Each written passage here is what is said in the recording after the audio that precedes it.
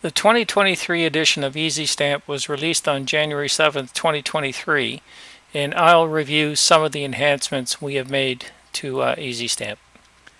EzStamp databases are continuously updated by us and now comprise of over 973,000 stamp listings with over 672,000 images spread over the 750 complete databases we provide covering the entire world. There's now close to 12 million market values provided in these comprehensive databases. They're complete and provide detailed information for each stamp, not just a Scott number as in other programs. As you can imagine, we spend a lot of time when we scan the stamps to index them by as many topics as possible. Not just the text on the stamps, but also by what is shown on the stamps and in the most common terms, such as airplanes, stamp on stamp, trains, automobiles, and so on. This makes searching for the stamps much easier. The first change I will go over is the ability to resize the image pane. Just grab the separator and adjust as needed. So here's the separator. You can just grab it and resize it the way you want. When there's multiple images displayed, you can adjust it and they will reposition themselves depending on how small or large you make it. So there's one where it auto repositioned. I'll just put it back the way it was. And this is controlled in the Options menu, Preferences, and then on the Images tab, and you would set the settings here. I've now switched into the Canada database.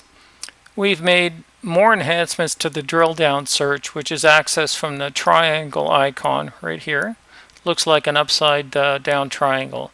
It's now more robust and faster with much better responses. Here's how it works. So if you click on the arrow and then you type in what you want to search for, I'm going to search for actress and click search. Oops, spelled it wrong. That won't work. As you can see, it populates it right away. And again, when you're in the drill down viewer, you can just double click on an image or on one of the cells and it'll bring up the stamp for you. One of the big changes made is that we now use high quality JPEG images to reduce the distribution size of our downloads. We've optimized our compression routine so that no loss in image quality occurs. This will have an impact on Albumgen 2 users, but we will have Albumgen version 3 ready soon. We're in the final stages of writing the manual and final touches before release, and we'll have some videos. Here's a sneak preview. This is the new look for Albumgen version 3. You can really create some stunning pages, and lots of enhancements have been made that were not available in version 2. Any user of version 2, all your albums will be importable directly into version 3 without any loss. Again, this will be for a separate video.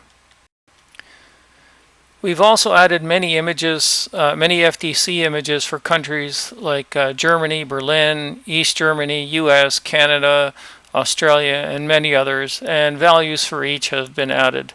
I'm going to switch to the US database and show you.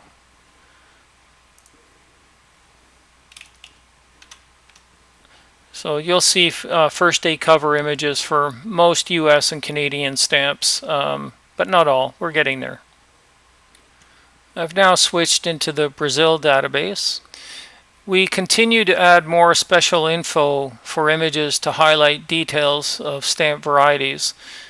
Here's a recent one for Brazil to highlight the varieties and show you how to identify them. As before, you would just click on the special information icon and you'll see the details as to how to actually identify and what to look for. These are super helpful, and we urge you to pay attention to this icon here when there are varieties. I switched back into the US database to show you another great feature that's been enhanced.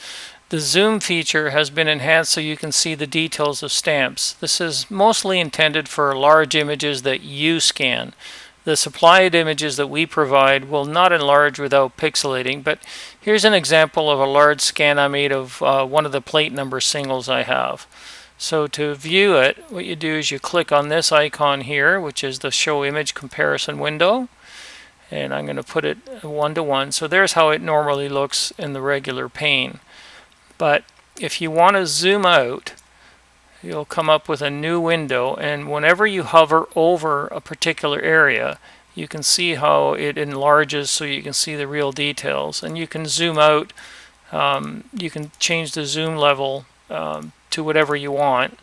It goes up to, oops, let me get that on the screen for you, up to 600, but I prefer around 300.